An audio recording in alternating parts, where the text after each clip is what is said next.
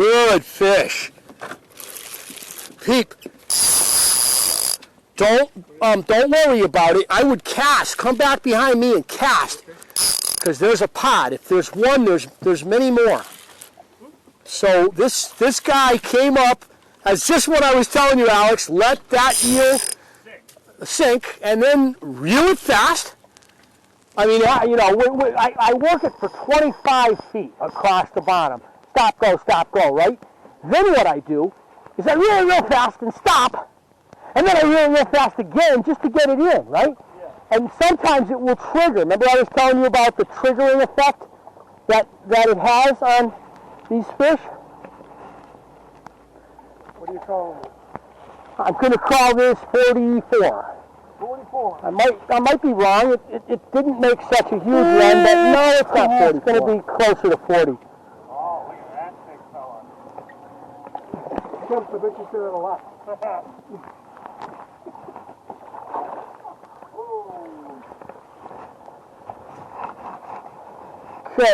I'm Stan Savek for Fishing Historic Places, and we're taking a look at Lion Gardner's statue here at Saybrook Point in Connecticut, an English conquistador working for Lord Saye and Lord Brooke. Lion Gardner established the fort here at Old Saybrook.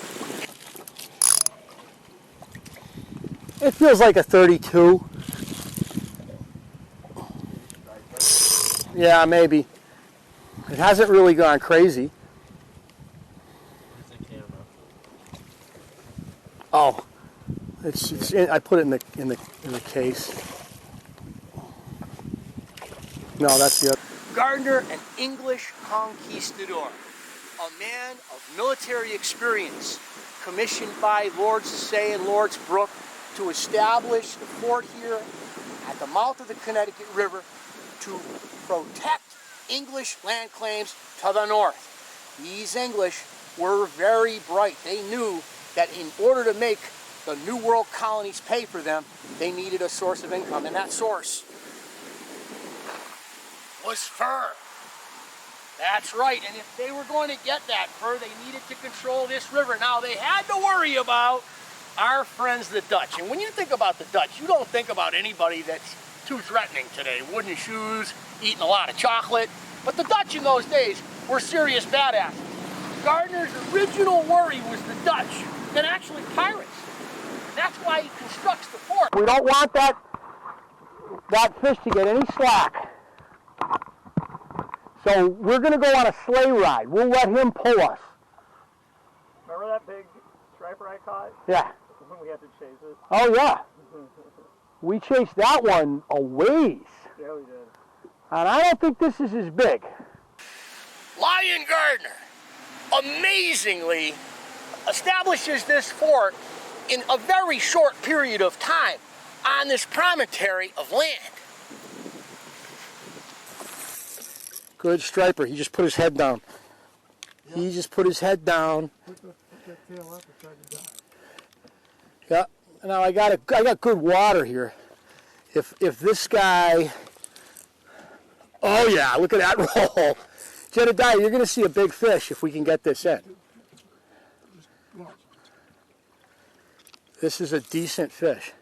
Look at that wake he's making over there. So, oh yeah, that's a double run. I like that. I don't have my super big striper rig here. This is a smaller rig. Notice how he's bringing me right into the rock. He's trying to get me into the rock. I gotta hold up. He don't want to stop. This guy's a hog. Now I don't wanna give him any slack line. I want to keep the pressure on him. He's pulling the boat. And he's getting tired now, but they always have an extra run in them, so you have to keep the pull. See how high my pole is? Keep the pole up. Keep him fighting into your pole. You never ever point your pole at them. If you point your pole at them, that's how they'll snap you off, because then all the weight of the fight of the fish is on the knot. So now when this comes up, you're going to be freaked out because this is a big fish. You will be like, wow, that's a big one.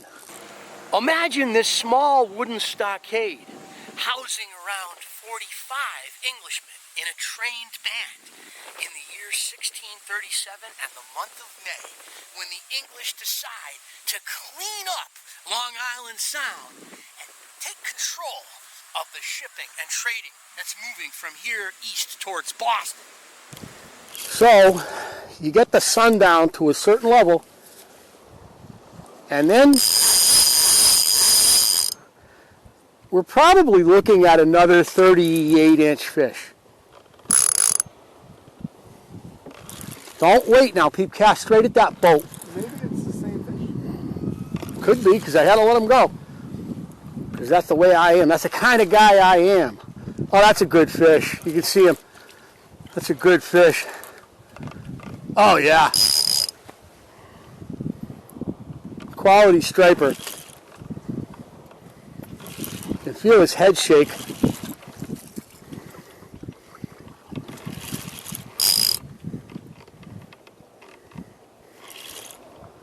Wow. Wow. Maybe bigger than It might be bigger than the 38, yeah. Wow. Imagine forces of the Pequot launching an attack on this fort, well built by Gardiner, and the Indian people who practice a style of war that is not about death and battle were flummoxed.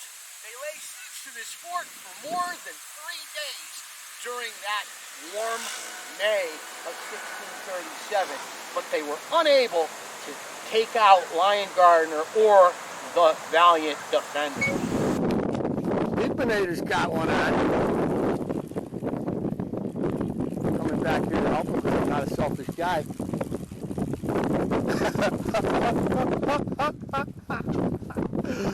Yeah, just pump them in. Taking your time, taking it easy. Oh, yeah. Keep your eye on that boulder for me, Jackie, so I don't run aground.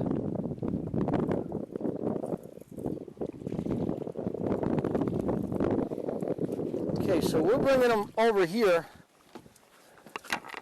Bring his head up. While today there is an American flag flying from the mast of this fort, this was 1637 when the Amerindian attack, the Pequot attack, took place. The United States had nothing to do with the defense of this fort.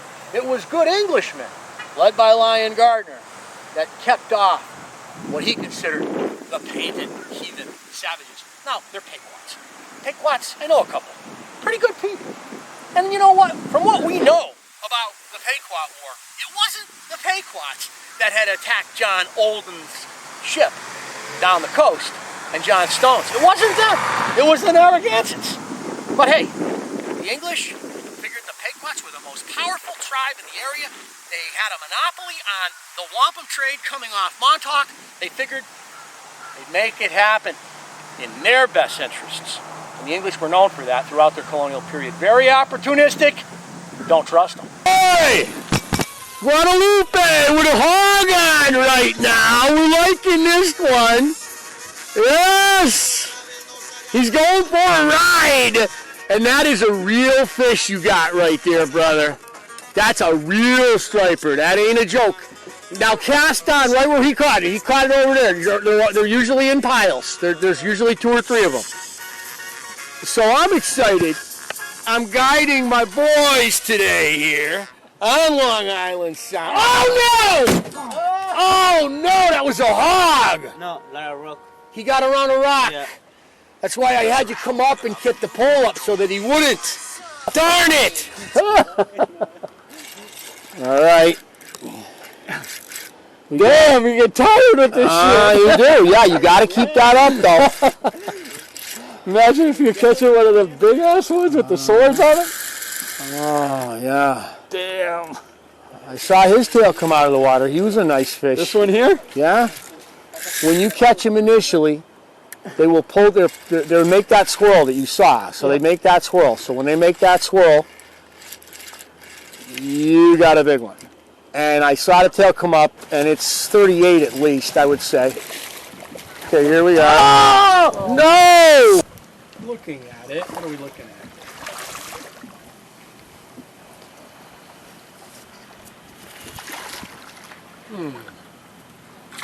Yeah, Mr. Striper. Looks like about a 30.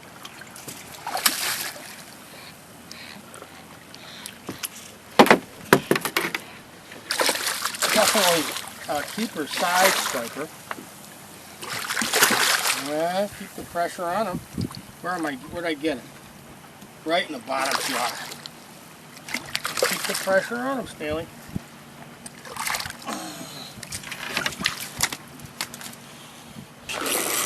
Hello, Mr. Striper.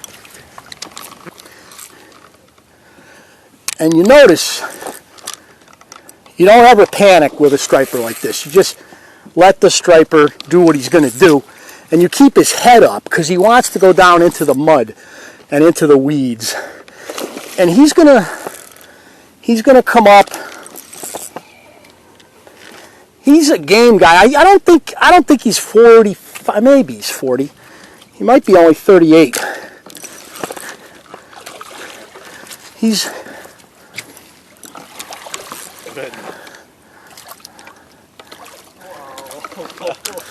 Okay, now what I'm going to do here, and this is where you lose your fish, right?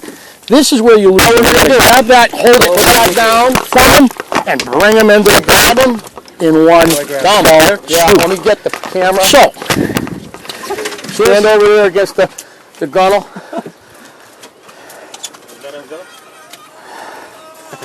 Hang on. And I will.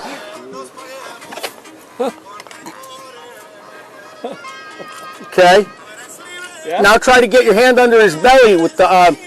No, that's good. We'll let him go now. We got to get him back in the water. All right, don't just let him go though, because he probably needs to be resuscitated. Is this straight? Yes. You got him? You'll notice. Got him. He's got to swim out of my hand. Get him up. That was big. And we're looking at the leader. At which point it's about getting him into the boat. And there. It's on the side of the boat. So, hurricane cometh, and not really well hooked. oh, baby. Yes, work it. All right, you gotta let him go because we want to make sure that. Lion Gardiner, establishing the fort at Old Saybrook, 1636. After a perilous crossing on the Bachelor, he establishes his fort. He's only there for a little more than a year when the Indian problems begin. The Pequot, blamed by the English for the murder of John Oldham and John Stone. Remember that story? I remember that story. Both of them were fairly nefarious characters.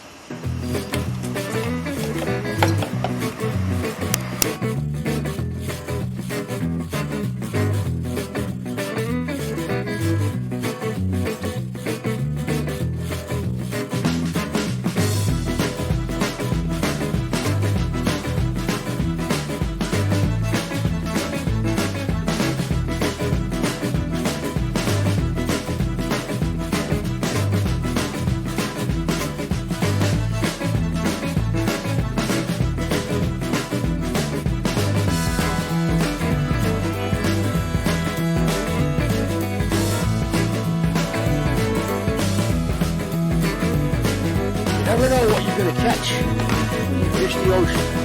And my boy Nickelodeon has got a fish that I have never caught. That's a toadfish, I'm pretty sure. And it's got some nice teeth. It's got some nice teeth. He's got some teeth.